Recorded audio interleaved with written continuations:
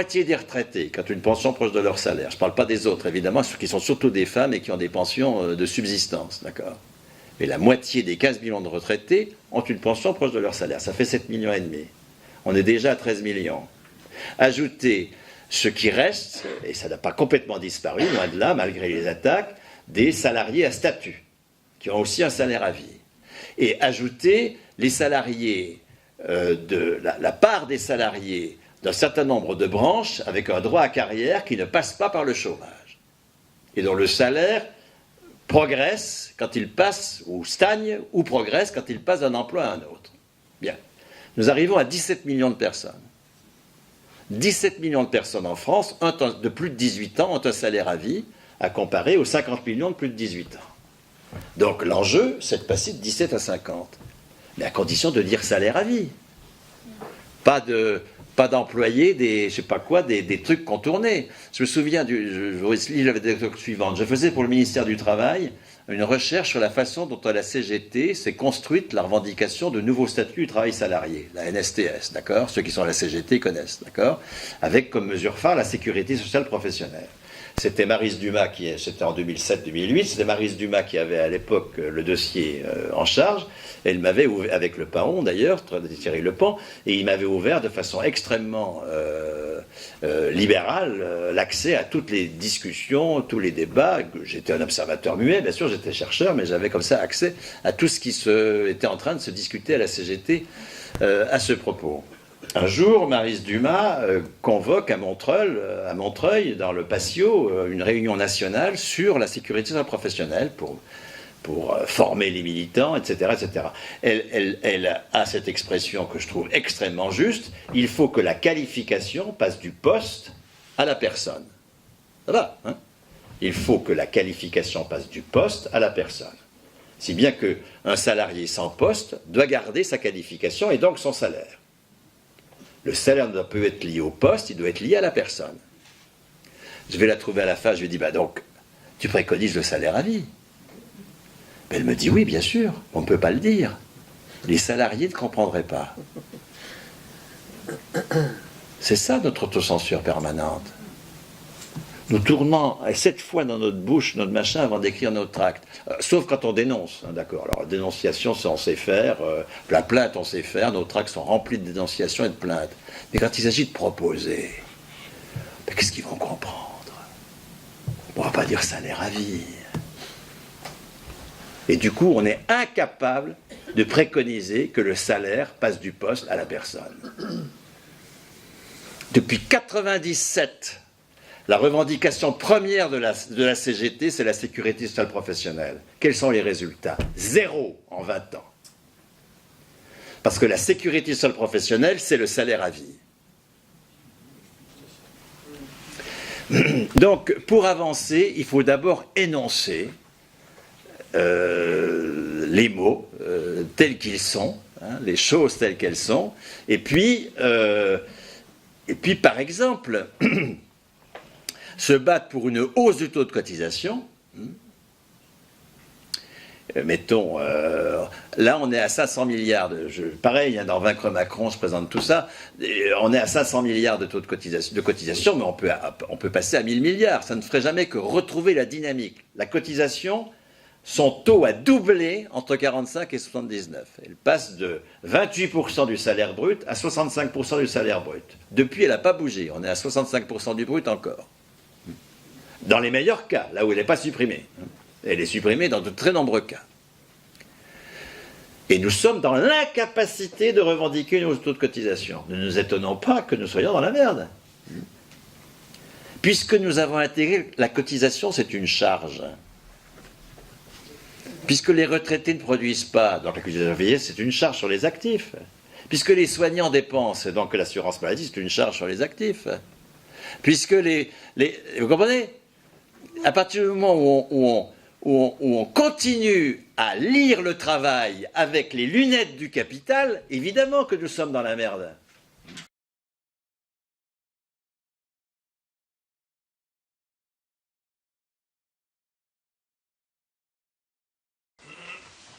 La question c'est comment fonctionne le salaire à vie si le cerveau de ce salarié n'est qu'un cerveau de consommateur. Quid d'un salaire à vie pour des travailleurs dont le cerveau, ce serait la consommation? Alors là, ça va être une catastrophe, évidemment. La consommation, c'est le colifichet par lequel le capital nous berce de notre interdiction de décider au travail. Nous sommes dépossédés de l'essentiel de notre vie, décider au travail. Ça, c'est l'essentiel de notre vie. Nous en sommes dépossédés. Alors le capital nous invite à faire diversion dans la consommation. Il y a un mépris anthropologique dans une société de consommation. C'est un mépris total. On a des besoins qu'il faut faire par du pouvoir d'achat. C'est effrayant comme mépris anthropologique. On comprend que tout le monde ouvrier soit constitué contre ça. Nous sommes des producteurs, nous sommes les seuls producteurs. Nous sommes candidats à la décision sur la production. Donc évidemment, si on a un salaire à vie avec un cerveau de consommateur, c'est foutu. On ne peut avoir un salaire à vie qu'avec un cerveau de producteur, bien sûr. Ça suppose une mutation complète de l'école. Ça suppose la suppression des notes. Ça suppose la suppression des filières et donc obligation de résultats pour les enseignants, parce que les filières, c'est ce qui permet d'échouer sans problème. Une école commune, jusqu'à 18 ans, sans filière, sans notes, dans lequel on éduque à la co-responsabilité en matière économique. Tout à fait autre chose. Le rapport au savoir est complètement changé. Il s'agit d'acquérir un savoir parce qu'on est co-responsable de la production de valeur. Là, ça devient formidable d'acquérir du savoir. On n'acquiert pas du savoir pour être dans la bonne filière, dans la concurrence sur le marché du travail, une concurrence à laquelle on a été préparé par les notes qui distinguent les bons des mauvais. Ce truc monstrueux du système éducatif. Donc vous voyez que, effectivement, sortir le consommateur de notre cerveau pour le remplacer par le producteur, ça suppose évidemment une toute autre école.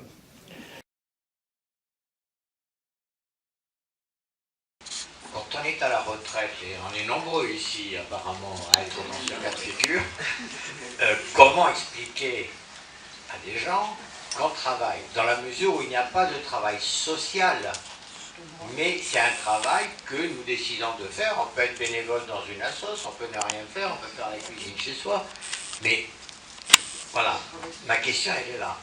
Comment expliquer un corps traité travail? Il faut d'abord en être convaincu soi-même, évidemment. C'est-à-dire honorer ce que fait Croizat.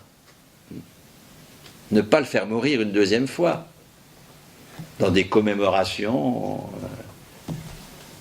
où avec beaucoup de nostalgie, on évoque une figure magnifique. C'était le bon temps. C'est terrible.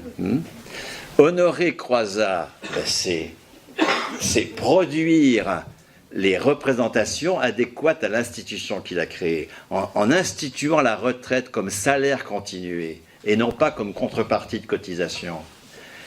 Évidemment qu'il n'a pas à l'esprit qu'il est en train de changer le travail, parce que nos actes précèdent nos représentations.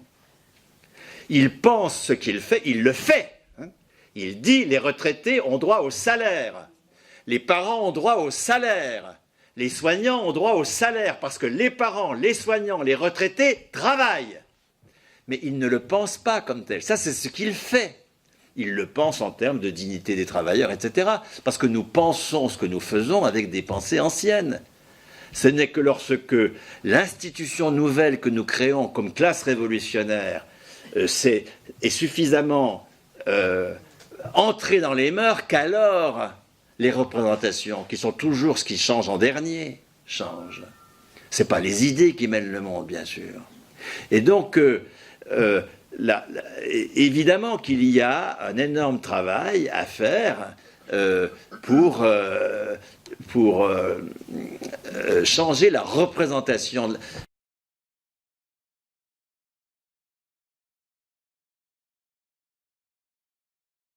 Est-ce qu'il est judicieux de parler du partage de la richesse qui était, je vais vite, qui était de 70-30 et nous sommes là en 60-40, donc il y a à peu près 10 points de PIB qui seraient passés du travail au capital. Est-ce que ça c'est un argument judicieux dans la vie de tous les jours?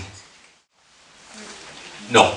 Voilà, une première chose, hein, parce que c'est supposé que, je vais prendre dans l'ordre inverse des interventions, c'est supposé que l'enjeu du conflit social, c'est le partage de la valeur ajoutée. La classe dirigeante n'est pas au pouvoir parce qu'elle est riche. La classe dirigeante est au pouvoir parce que c'est elle qui décide de qui travaille, qui ne travaille pas, c'est quoi le travail, qu'est-ce qu'on produit, qu'est-ce qui a valeur. Le fondement du pouvoir de la classe dirigeante, c'est ça. Alors, ayant le pouvoir sur le travail, elle a le pouvoir sur l'argent. Mais c'est parce qu'elle a le pouvoir sur le travail. Donc dire qu'on va restaurer une meilleure partage de la valeur ajoutée, c'est continuer à développer les mots d'ordre, et ça me permet de faire écho à la première question, hein, les mots d'ordre de la défaite. Meilleure répartition des richesses, ça c'est le mot d'ordre de la défaite. Tout à fait. Dans la... soyons clairs, hein, dans la monde, j'ai pas du tout pu parler de la propriété, j'aurais pas le temps, hein, c'est trop court hein, pour qu'on puisse parler de tout. J'ai essayé de rendre indéracinable l'idée que le revenu de base, ça ne peut pas être un premier pas vers le salaire à vie. Hein. Ce sont deux propositions absolument antinomiques. Bon. Si j'ai fait comprendre ça, je pense que j'ai fait mon boulot pour ce soir. Hein. Mais, effectivement, l'échec de nos mots d'ordre, depuis que le capital a décidé d'engager une contre-révolution capitaliste du travail, contre sa révolution communiste en début, hein, il y a un début de révolution communiste, je m'explique longuement là-dessus dans le bouquin Vaincre Macron, le second chapitre, c'est sur la contre-révolution capitaliste du travail, c'est ce sur quoi j'ai insisté ce soir, c'est sur le second chapitre. Hein.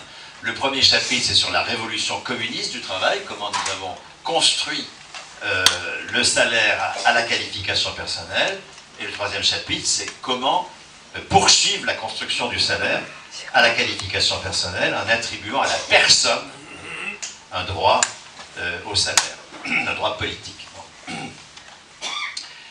Il est clair que dans la mondialisation financière du capital, le capital n'a plus aucun compromis à passer sur une échelle territoriale. Il s'en fout, complètement. Il a réussi à se désengluer de la production, ce qui est le rêve du capital. Alors, évidemment qu'il y a une part d'illusion dans le fait qu'il se met en valeur dans des transactions qui ne correspondent à aucune production réelle. Il y a une part d'illusion qui se révèle à chaque dégonflement de la bulle, évidemment, et nous allons vers des bulles de plus en plus grandes, bien sûr, au fur et à mesure que le capital fictif se construit. Bien sûr qu'à ce moment-là, hein, il faut qu'il y ait au service du capital, qui avait accumulé de la monnaie virtuelle dans la finance, on n'accumule que de la monnaie virtuelle, qu'il y ait alors à ce moment-là des gouvernements à leur service qui vont créer de la monnaie à l'appel pour que la monnaie virtuelle se transforme en monnaie réelle. Mais pour que cette monnaie créée à l'appel ne soit pas de la pure fiction, de la planche à billets, il faut alors que notre travail qui seul produit de la valeur soit exploité de façon considérable pour que nous permettions au capital de récupérer par la valeur que nous créons l'équivalent de la monnaie que la Banque centrale déverse sur lui depuis 2007. Mais cela dit, qui est important bien sûr, hein, ce que je dis là n'affirme pas ce que j'ai dit auparavant. Le capital n'a pas besoin de passer des compromis à l'échelle territoriale avec des syndicats. Il s'en fout. Donc penser que nous allons créer un rapport de force pour un meilleur partage de la valeur, c'est une illusion. Et on va être là en permanence à se lamenter, mais on n'arrive pas à créer le rapport de force. On n'arrive pas à créer le rapport de force. Ah, en 1945, il y avait un bon rapport de force. Les patrons étaient dans les choux parce qu'ils avaient collaboré. Le Parti communiste était à 30%, la CGT était à 5 millions, et puis il y avait l'URSS, etc. Nous avons besoin de nous raconter cette fable, qui est une fable complète. Tout le premier chapitre, là, c'est pour démonter la fable. Il n'y a aucune circonstance favorable à un rapport de force en 1945. Aucune.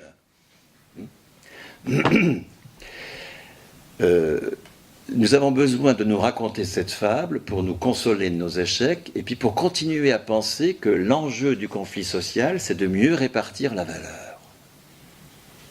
Pourquoi est-ce que Croizat, Paul, Thorez, qui sont sur des strapontins, les ministères qu'on donnait des communistes, le travail, la santé, puis démerdez-vous avec ça, des petits ministères, des tout petits ministères, pendant 1 an, puisqu'ils arrivent en novembre 45 et que en décembre 46, Léon Blum, toujours lui, les chasse pour faire un gouvernement SFI homogène et aller négocier à Washington les débuts du plan Marshall. Donc, sur des strapontins pendant 1 an, nos anciens ont réussi. Il n'y avait pas de rapport de force. Il y avait quoi? Il y avait une bagarre menée sur qui travaille. Une bagarre qui était menée sur le travail. Pas sur la répartition de la valeur, sur la production de la valeur. L'enjeu de 46, en 45 il ne se passe rien, l'enjeu de 46, quand quelques ministres communistes sont au gouvernement et qui sont supportés à la fois par un parti communiste qui fonctionne et par une CGT ex-unitaire, parce que la CGT ex-confédérée, elle se préparait à faire EFO et la FEN. Donc ils n'étaient pas dans le coup, ils étaient plutôt... ils tiraient... C'est pour ça que la CGT puissante à 5 millions, mais écoutez, regardez le congrès de 46 de la CGT, c'est une foire d'empoigne incroyable. Nous sommes à la veille de la scission. La difficulté pour la CGT d'agir en 1946 est considérable, tellement les ex-confédérés foutent le bordel dans l'institution. Donc,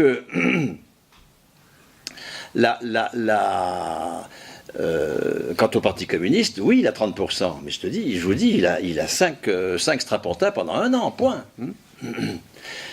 Quant au patronat prétendument déconsidéré, mais enfin, il faut arrêter avec cette fable. En 1945, avoir collaboré n'était pas infamant pour le patronat. 2, le patronat est omniprésent au gouvernement en 1945. Pourquoi? Parce que depuis 1938, le dernier gouvernement de Front Populaire, le gouvernement Daladier, a invoqué l'état de guerre pour mener la guerre sociale. On sait ce que c'est que l'état de guerre, c'est pour mener la guerre sociale. Ceux qui habitent la vallée de la Roya savent ce que c'est. 30 000 balles de gendarmes et de policiers par jour, le coût est de 30 000 balles par jour, pour faire la chasse aux migrants. Bon. L'état d'urgence, ça sert à ça, à mener la guerre sociale. Eh bien, en 1938, c'est ça. Donc, on invoque l'état de guerre pour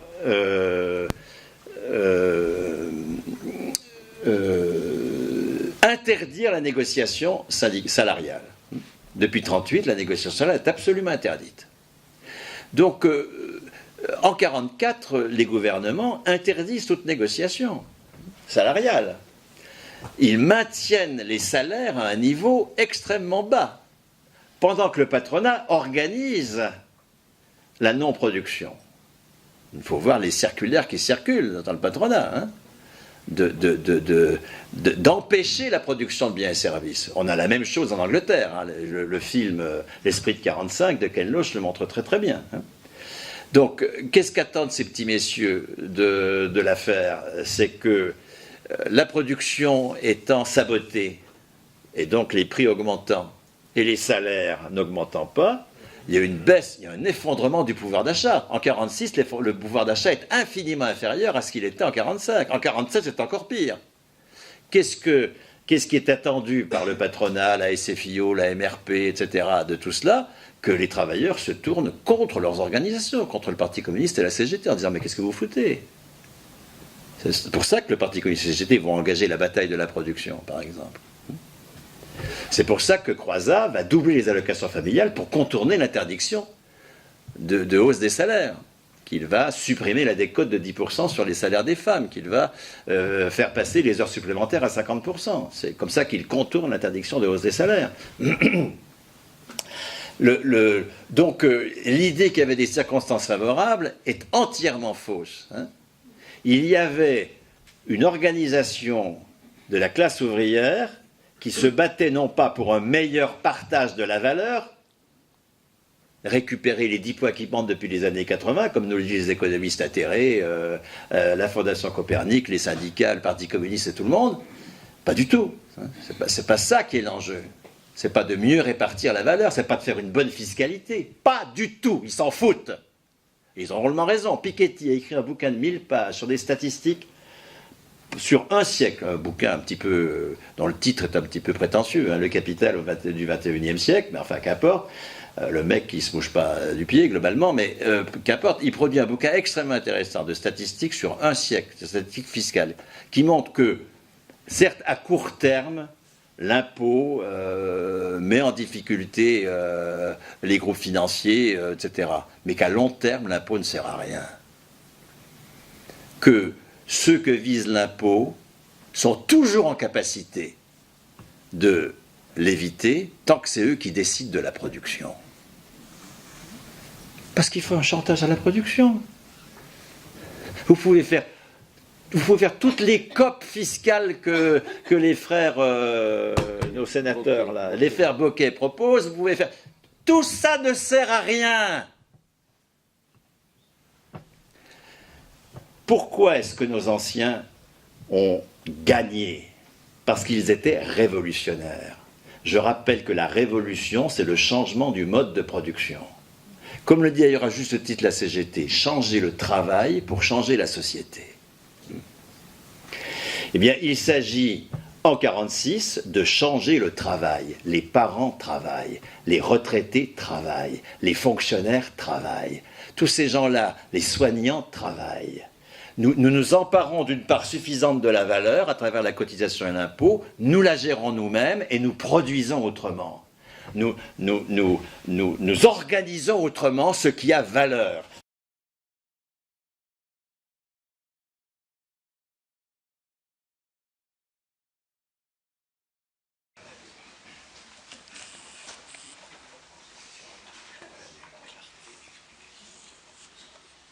Bonsoir.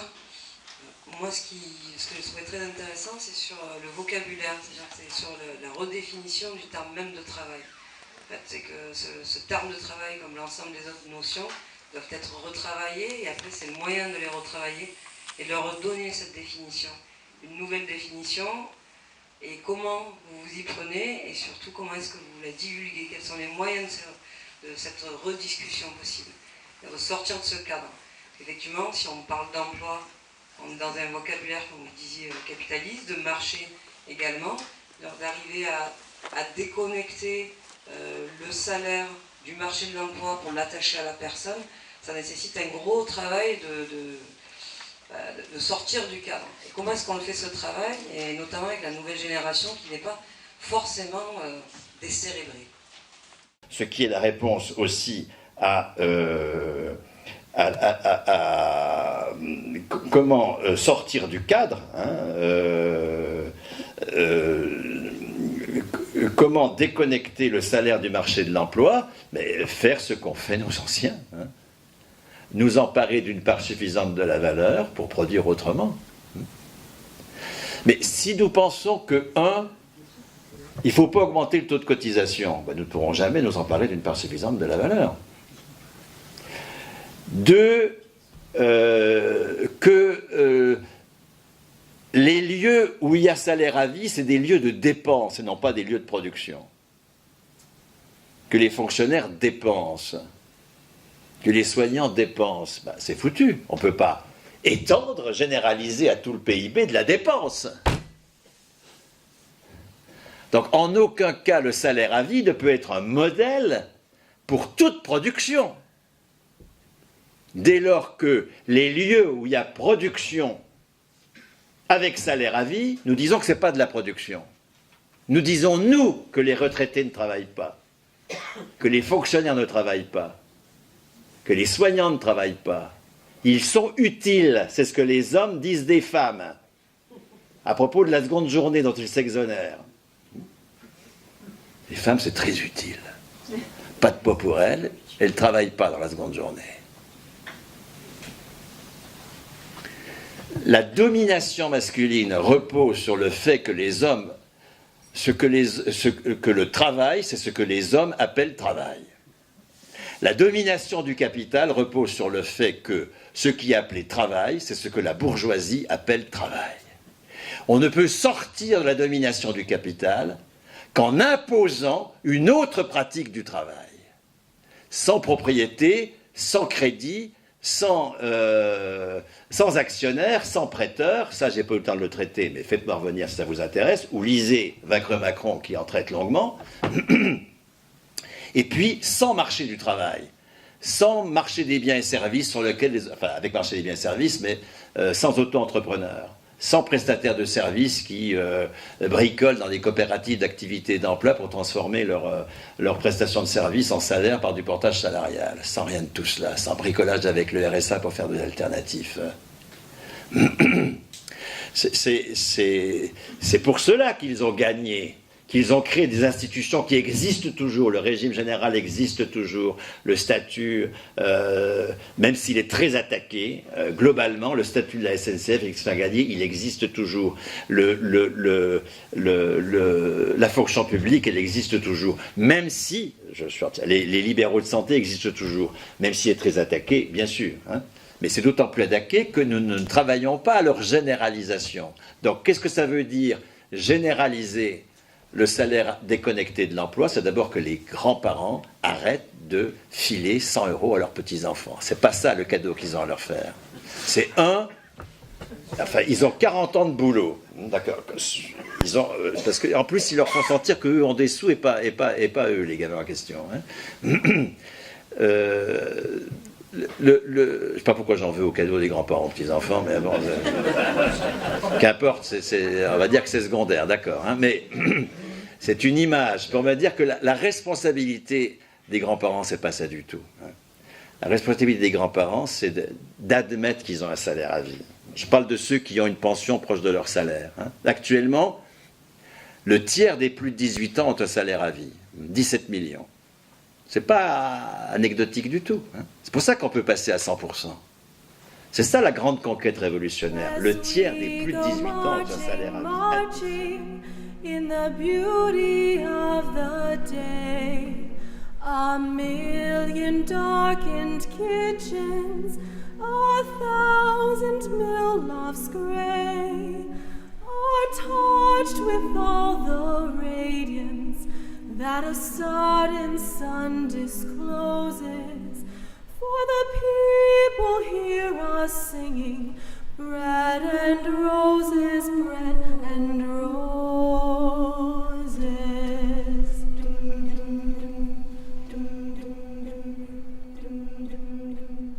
As we go marching, marching.